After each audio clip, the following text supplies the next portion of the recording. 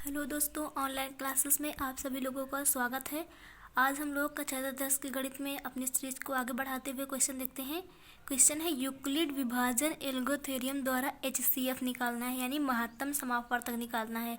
और प्रश्न दिया गया है 135 और 225 है। इसका हमें एचसीएफ निकालना है, महत्तम समापवर्तक। तो महत्तम समापवर्तक निकालने के लिए पहले हम लोग करते क्या है, सबसे बड़ी संख्या देखते हैं और फिर बड़ी संख्या को हम लोग भाग के साइन के अंदर रखते हैं। फिर छोटी वाली संख्या को भाजक मान करके क्या करते हैं, भाग करते हैं। तो भाग करने पर ये कितनी बार जाएगा, तो ये एक बार जाएगा। तो लिख लेते हैं इसको हम लोग, और यहाँ कितना आ जाएगा, 135 आ जाएगा। अब इसको घटाते हैं, तो 5 में से 5 चला गया, कितना बचा, 0 बचा। और यहाँ हो गया 12, 12 में से 3 चला गया, कितना बचा, 9 और 90 आ गया। तो पहला एल्गोरिथम हम लोग लिख लेते हैं कि बीच वाला जो होता है बराबर होता है किसके, पहला वाला संख्या गुणे आखिरी वाली संख्या और प्लस का शेषफल, ये हो गया। तो यहाँ लिखेंगे हम लोग कि शेषफल जो है 0 के बराबर नहीं है। फिर क्या करते हैं हम लोग, इसको आगे बढ़ाते हैं। जो हमारा शेषफल आया है इससे हम लोग भाग करते हैं इसके पहले वाले भाजक को।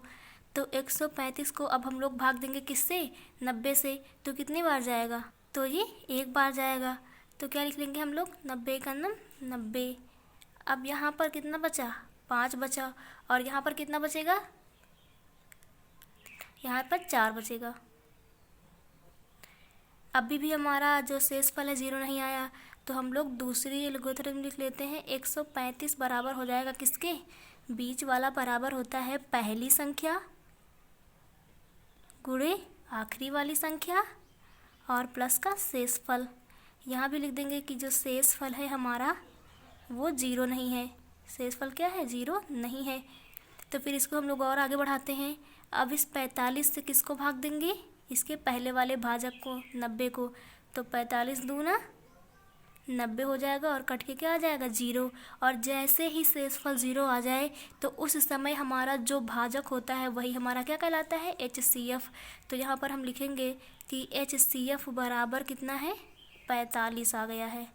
और यहाँ एल्गोरिथम तीसरी भी लिख देते हैं कि 90 बराबर होगा, बीच वाला जो होता है बराबर होता है पहली संख्या गुणे अंतिम वाली संख्या और प्लस का 0 के। तो यहाँ पर क्या है, शेषफल बराबर है किसके, 0 के। इसलिए एचसीएफ कितना हो जाएगा, 45 हो जाएगा। तो यहाँ पर आप लोगों को होमवर्क में कुछ क्वेश्चन देखते हैं। ये 2 क्वेश्चन हैं, सेम वैसे ही होंगे, तो आप लोग इनको नोट कर लीजिए और कर लीजिएगा। नेक्स्ट प्रश्न हम लोग देखते हैं, सेकंड टाइप का है। दर्शाइए कि एक धनात्मक विषम पूर्णांक जो है 4q+1 या फिर 4q+3 के रूप का होता है। अब हम लोगों को ये दर्शाना है कि जो धनात्मक विषम पूर्णांक है कौन सा, या तो 4q+1 के आकार का होगा, रूप का होगा, या फिर 4q+3 के रूप का होगा। ये दिखाना है कि ये दोनों हमारे विषम पूर्णांक हैं और q क्या है, एक पूर्णांक है। तो हम लोग मान लेते हैं कि जो हमारा भागफल है वो कितना है, q है। और कोई एक धन पूर्णांक मान लेते हैं, माना विषम धन पूर्णांक, कौन सा, विषम धनात्मक पूर्णांक जो हमारा है a मान लेते हैं हम लोग। क्या मान लेते हैं, a। मान लिया हमने कि जो हमारा भागफल है q है और विषम धनात्मक पूर्णांक क्या है, a है। तो उस हिसाब से यहाँ पर जो दिया रहता है 4q+1, यहाँ क्या दिया है, 4q+1।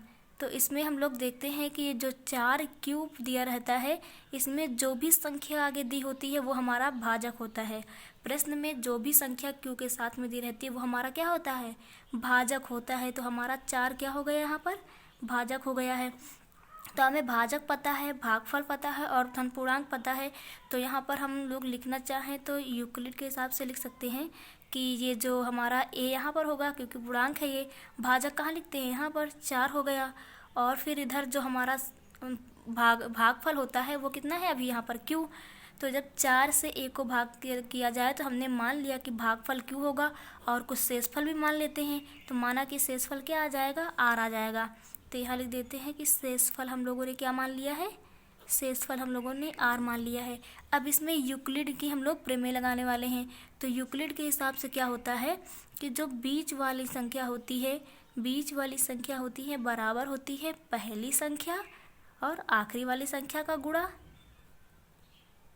और प्लस का शेषफल। शेषफल कितना है r।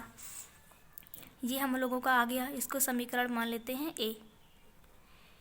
ये शेषफल है r, तो शेषफल का मान जो होता है सदैव भाजक से कम होता है, वरना भाग हो ही जाता।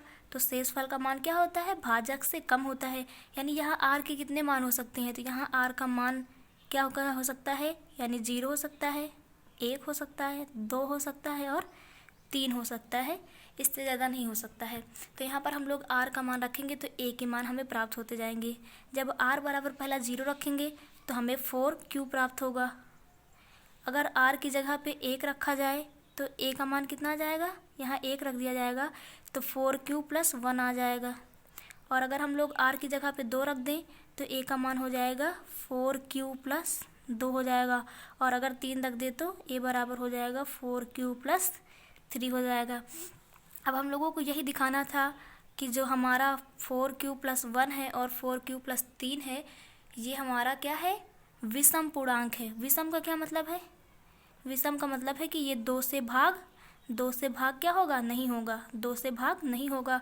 तो हम लोगों को यही दिखाना है। तो हम लोग यहाँ लिखेंगे कि 4q + 1, अगर खाली 4q होता तो 2 से भाग हो जाता, क्योंकि 4q होता 2 से भाग करते 2 आ जाता, 2q आ जाता। लेकिन प्लस में 1 है, यानी इस पूरे से 4q + 1 से क्या हम कॉमन ले सकते हैं, 2 नहीं ले सकते। तो वे संख्याएं जो जिनमें 2 का गुणनफल पाया जाता है वो सम कहलाती हैं, और 2 का गुणनफल ना पाया जाए तो विषम, क्योंकि इसमें 2 का गुणनफल नहीं पाया जाएगा, इसमें 2 नहीं है, इधर तो है लेकिन इधर नहीं है, इसलिए क्या हो जाएगा, विषम। तो हम लोग लिखेंगे कि 4q + 1 में कोई जो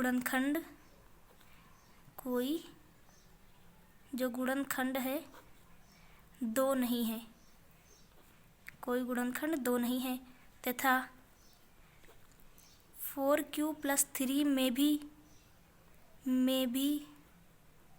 कोई गुणनखंड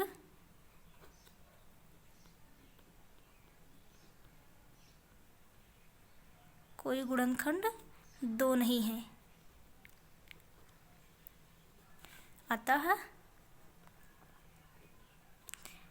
4q + 1 तथा 4q + 3 क्या है, धनात्मक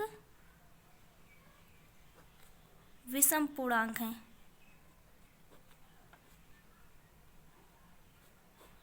तो आप लोगों को ये समझ में आ गया होगा कि इस तरह के प्रश्न कैसे करते हैं। और अगर वीडियो आप लोगों को पसंद आया हो तो इसे लाइक करें और आगे ही ऐसे वीडियो पाने के लिए चैनल को सब्सक्राइब कर लें। Thank you.